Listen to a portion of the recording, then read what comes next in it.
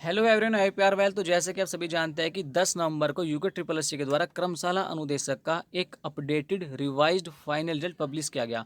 इस updated result में एक सबसे इंपॉर्टेंट बात यहाँ पर यह है कि जिन कैंडिडेट का 25 अक्टूबर को सिलेक्शन हुआ था, यानी कि 25 अक्टूबर को जब यूके ट्रिपल एस सी के द्वारा क्रमशाला अनुदेशक का रिजल्ट पब्लिश किया गया था, तो उस रिजल्ट में उन कैंडिडेट का नाम था। लेकिन 10 नवंबर को जो यहाँ पे यूके ट्रिपल एस सी के द्वारा रिजल्ट पब्लिश किया गया है, इस रिजल्ट में उन कैंडिडेट का नाम नहीं है। तो वे कैंडिडेट लगातार सवाल कर रहे थे, लगातार कमेंट कर रहे थे कि इसका क्या रीजन हो सकता है, तो उसके बारे में यहाँ पे डिस्कस करेंगे।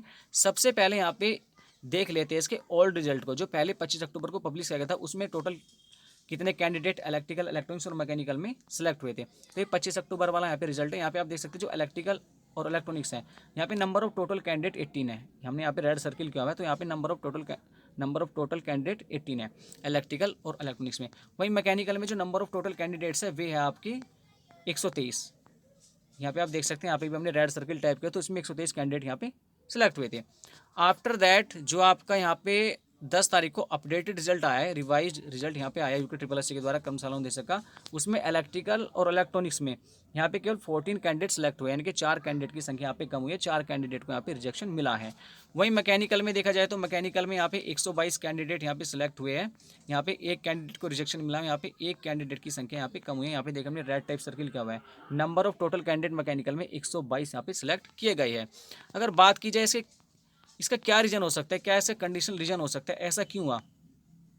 देखिए यहाँ पे कुछ बातें समझनी चाहिए। जैसे जब अभ्यर्थी के द्वारा फॉर्म भरा जाता है, तो फॉर्म भरते समय जो भी डिटेल्स अभ्यर्थी के द्वारा दी जाती है, सेम वही डिटेल डॉक्यूमेंट वेरिफिकेशन के टाइम अभ्यर्थी को प्रस्तुत करनी होती है। उसके बाद भी 7 दिन का टाइम मिलता है कि आप इस टाइम तक प्रस्तुत कर सकते हो, अपना जमा कर सकते हो डॉक्यूमेंट। लेकिन अगर अभ्यर्थी तब भी ना करे तो उसका क्या होता है, उसका अभ्यर्थन निरस्त समझा जाता है। लेकिन बावजूद इसके फाइनल रिजल्ट आया 25 अक्टूबर को, और अब जो अपडेटेड रिजल्ट है उसमें से आयोग ने उनके नाम को हटा दिया है। अब यहाँ पे जो सबसे इम्पोर्टेंट बात है वो ये है कि आयोग के द्वारा नोटिफिकेशन में एक बात स्पष्ट तौर पर लिखी होती है कि जब आप फॉर्म भरते हो, यानी कि फॉर्म भरने की जब स्टार्टिंग डेट होती है, स्टार्टिंग डेट से पहले जो जो भी आपकी क्वालिफिकेशन है, जो जो भी आपकी योग्यताएं हैं इस भर्ती के अकॉर्डिंग या किसी भी भर्ती के अकॉर्डिंग, वे उससे पहले पूरी होनी चाहिए। मतलब किस आयोग का कहना ये होता है कि नोटिफिकेशन में जितनी भी योग्यता आपकी पोस्ट के लिए मांगी गई है वे फॉर्म की स्टार्टिंग डेट से पहले पूरी होनी चाहिए।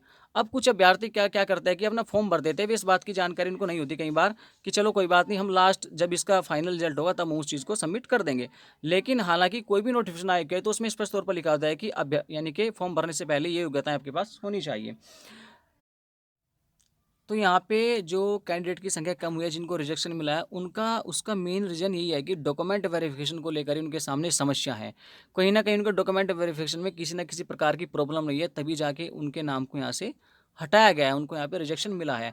हालांकि जो इसके इम्पोर्टेंट फैक्ट हैं, यानी कि जो उसका यूके ट्रिपल एस सी के द्वारा जो भी रूल एंड रेगुलेशन फॉलो किया जाता है किसी भी भर्ती के सिलेक्शन को लेकर, उनकी चयन प्रक्रिया को लेकर, वो आयोग के पास संरक्षित है। अगर किसी कैंडिडेट को ये लगता है बीबी कि मेरा सब कुछ सही है और मेरे डॉक्यूमेंट वेरिफिकेशन में किसी प्रकार की कोई भी प्रॉब्लम नहीं है, तभी मुझको रिजेक्शन मिला है, तो वो आयोग से संपर्क कर सकता है, वहाँ जाके बात कर सकता है, वहाँ अपनी पूछताछ कर सकता है। लेकिन सबसे इंपॉर्टेंट बात यहाँ पे ये है कि अपने डॉक्यूमेंट वेरिफिकेशन को लेकर, यानी कि जब हम अपना डॉक्यूमेंट वेरिफिकेशन कराते हैं उस टाइम जो भी हमारे पास डॉक्यूमेंट होते हैं वे 100% हमारे फॉर्म में जो डिटेल दी हुई होती है तो उसके अकॉर्डिंग मैच करते होने चाहिए, यानी कि ऑथेंटिक हमारे पास डॉक्यूमेंट होने चाहिए। किसी प्रकार का अगर कोई इसमें ऑथेंटिसिटी नहीं है, वे डाउटेड हो जाते हैं। जैसे आयोग ने फाइनल रिजल्ट में स्टार बनाया था कि, और फिर भी आयोग ने फाइनल रिजल्ट पब्लिश कर दिया, यानी कि फाइनल रिजल्ट पब्लिश करने के बाद भी आयोग ने कुछ कैंडिडेट के नाम के सामने स्टार बनाया था। यानी कि आयोग का कहना था कि अभी इन अभ्यर्थियों का क्या होगा, जो एक्सपीरियंस लेटर है उसको वेरीफाई किया जाएगा, और उसको वेरीफाई करने के बाद यहाँ पे 10 नवंबर को उनके नाम के सामने से आयोग ने स्टार को हटा दिया है, यानी कि उनको वेरीफाई कर दिया गया, उनके रिजल्ट को, उनके एक्सपीरियंस सर्टिफिकेट को वेरीफाई कर दिया गया आयोग के द्वारा। तो ये आयोग के द्वारा प्रक्रिया अपनाई जा सकती है, भले ही फाइनल रिजल्ट आयोग के द्वारा पब्लिश किया गया हो। ज्वाइनिंग से पहले आयोग कितनी बार भी अपने रिजल्ट को रिवाइज कर सकता है, जब तक वो उस पर सेटिस्फाई नहीं हो जाता, संतुष्ट नहीं हो जाता। अगर आयोग को किसी प्रकार का कोई डाउट लगता है, कोई इस प्रकार की इन्फॉर्मेशन मिलती है कि अभ्यर्थियों के प्रमाण पत्रों के डाउटेड संबंधी इन्फॉर्मेशन मिलती है, तो आयोग उसको रिवाइज कर सकता है, उसमें कोई भी इशू नहीं है। तो डॉक्यूमेंट वेरिफिकेशन को लेकर ही कैंडिडेट के सामने समस्या आई है, तो कहीं ना कहीं ये समस्या हो सकती है जिस कारण से उन्हें रिजेक्शन मिला हो। ये हमारा ये एक कंडीशनल रीजन है। बाकी इसके द्वारा क्या इसकी ऑथेंटिसिटी है, किस रूल एंड रेगुलेशन की क्या चयन प्रक्रिया रही, जो चयन प्रक्रिया रही है वो आयोग के पास सारी बातें संरक्षित है, वहाँ आप संपर्क करके वहाँ से भी जानकारी ले सकते हैं। लेकिन जो मेन रीज़न होता है वो ये होता है कि डॉक्यूमेंट वेरिफिकेशन अगर किसी प्रकार की समस्या क्रिएट करता है तो वो कैंडिडेट का अभ्यर्था निरस्त करा देता है। तो आप इसकी अगर जानकारी जानना चाहते हैं कि क्या समस्या रही है, तो बाकी आप आयोग से संपर्क कर सकते हैं।